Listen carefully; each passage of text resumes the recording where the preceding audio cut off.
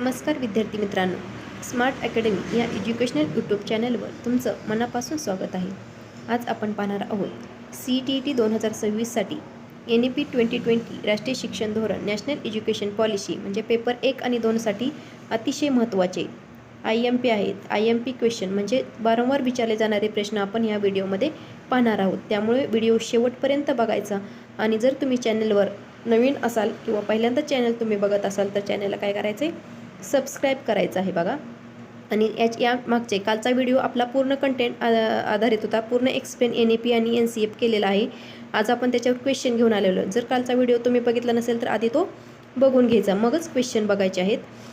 चला आपण आज सुरू करूया. पहिला प्रश्न बघूया आपण. प्रश्न काय आपला, राष्ट्रीय शिक्षण धोरण 2020 कधी जाहीर झाले? ऑप्शन आहे 2018, 2019, 2020, 2021. या प्रश्नाचं योग्य उत्तर आहे ऑप्शन क्रमांक C 2020. बघा दुसरा प्रश्न काय, NEP 2020मध्ये शालेय शिक्षणाची नवीन रचना कोणती आहे? बघा 10+2, 8+4, 5+3+3+4 आणि 6+3+3+. या प्रश्नाचं योग्य उत्तर आहे ऑप्शन क्रमांक 3 5+3+3+3. कालचा व्हिडिओ बघितला नसेल त्यांनी बघून घ्या, तुम्हाला प्रत्येक प्रश्नाचा आन्सर येईल. बघा जुनी रचना काय होती तर 10+2 आणि नवीन रचना काय आहे 5+3+3+4. चला तिसरा प्रश्न आपण बघूया. फाउंडेशनल स्टेजमध्ये कोणता वयोगट समाविष्ट आहे? बघा ऑप्शन आहेत 6 ते 10, 3 ते 8, 8 ते 11, 11 ते 14. सांगा, उत्तर सांगण्याचा प्रयत्न करायचा आहे तुम्ही. कालचा व्हिडिओ बघितला असेल त्यांना सगळ्यांना उत्तर येणार आहे. तर फाउंडेशनल स्टेजचा वयोगट काय असतो तर 3 ते 8 वर्ष. चला आपण चौथा प्रश्न बघूया. NEP 2020नुसार मातृभाषेतून शिक्षण देण्याची शिफारस कोणत्या इयत्तेपर्यंत आहे? इयत्ता 3री, इयत्ता 5वी, इयत्ता 8वी आणि इयत्ता 10वी. तर मातृभाषेतून शिक्षण हे कितव्या इयत्तेपर्यंत मिळालं पाहिजे तर इयत्ता 8वी. चला आपला पाचवा प्रश्न आपण बघूया. NEP 2020मध्ये 3 भाषा सूत्राबाबत कोणते विधान योग्य आहे? हिंदी अनिवार्य आहे, इंग्रजी अनिवार्य आहे, कोणतीही भाषा लादली जाणार नाही, फक्त 2 भाषा शिकवल्या जातील.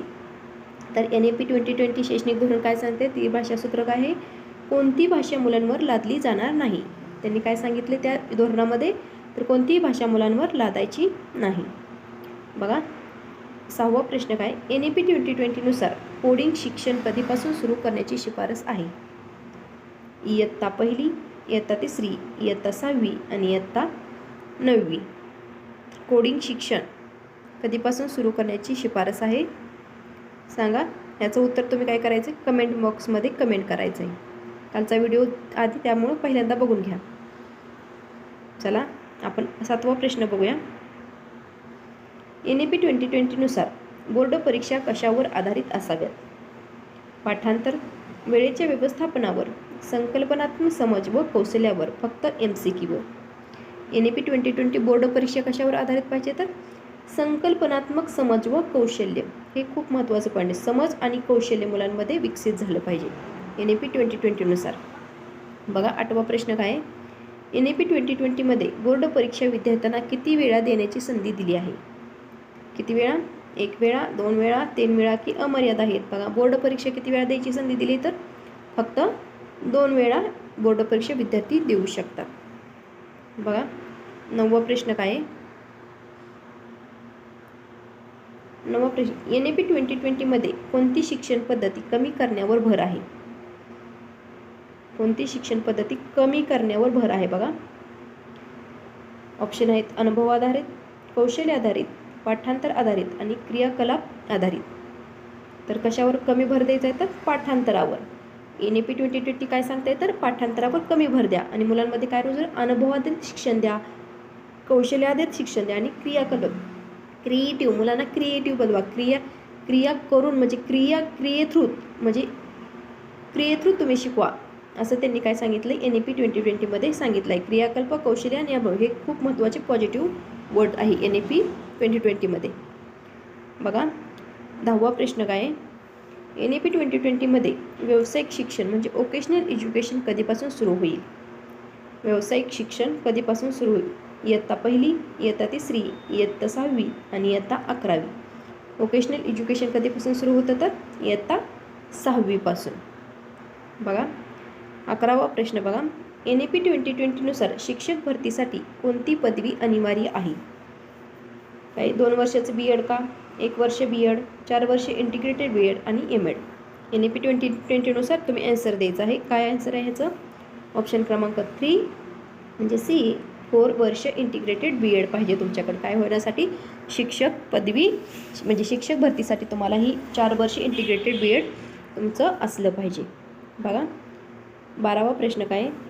NEP 2020मध्ये मल्टीडिसिप्लिनरी एज्युकेशन याचा अर्थ काय? मल्टीडिसिप्लिनरी एज्युकेशन म्हणजे काय? एकच विषय शिकवायचा का? आर्ट, सायन्स, कॉमर्समधील भिंती काढणे, फक्त विज्ञान शिक्षण आणि फक्त कला शिक्षण. तर काय हे याचं मल्टीडिसिप्लिनरी एज्युकेशन याचा अर्थ काय? तर आर्ट, सायन्स, कॉमर्समधील भिंती काढणे असा आहे. बघा 13वा प्रश्न काय? अकॅडमिक बँक ऑफ क्रेडिटचा उद्देश काय आहे?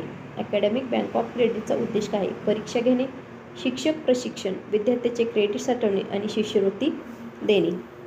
काय तर अकॅडमिक बँक ऑफ क्रेडिट म्हणजे काय करायचं? विद्यार्थ्यांना क्रेडिट साठवायचं आहे. चला 14वा प्रश्न बघा. NEP 2020मध्ये मल्टिपल एंट्री एक्झिट सिस्टीम कोणत्या स्तराशी संबंधित आहे? प्राथमिक शिक्षण, माध्यमिक शिक्षण, उच्च शिक्षण आणि अंगणवाडी. मल्टिपल एंट्री आणि एक्झिट सिस्टीम कशा आहे? उच्च शिक्षणासाठी आहे. कशासाठी? उच्च शिक्षणासाठी. 15वा प्रश्न बघा काय? NEP 2020मध्ये संशोधनासाठी कोणती संस्था प्रस्तावित आहे? NEP 2020मध्ये संशोधनासाठी कोणती संस्था प्रस्तावित आहे? UGC, AICTE, national research foundation आणि NCERT. कुठली आहे? NEP 2020मध्ये संशोधनासाठी कोणती संस्था आहे? तर नॅशनल रिसर्च फाउंडेशन. बघा 16वा प्रश्न काय? NEP 2020 नुसार शिक्षकांसाठी सतत व्यावसायिक विकास CPDचा आवश्यक आहे. पगारवाढीसाठी, कौशल्य अद्ययावत ठेवण्यासाठी, परीक्षा घेण्यासाठी आणि बदल्यांसाठी. तर काय करण्यासाठी आहे? ऑप्शन क्रमांक B, कौशल्य अद्ययावत ठेवण्यासाठी. सतत व्यावसायिक विकास आवश्यक आहे शिक्षकांमध्ये. बघा 17वा प्रश्न काय आहे बघा. NEP 2020मध्ये समावेशिक शिक्षणाचा अर्थ काय?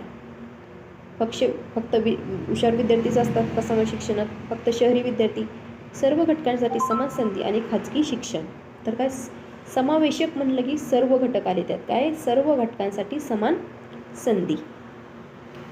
बघा 18वा प्रश्न काय? NEP 2020मध्ये डिजिटल शिक्षणासाठी कोणत्या प्लॅटफॉर्मचा वापर सुचवला आहे?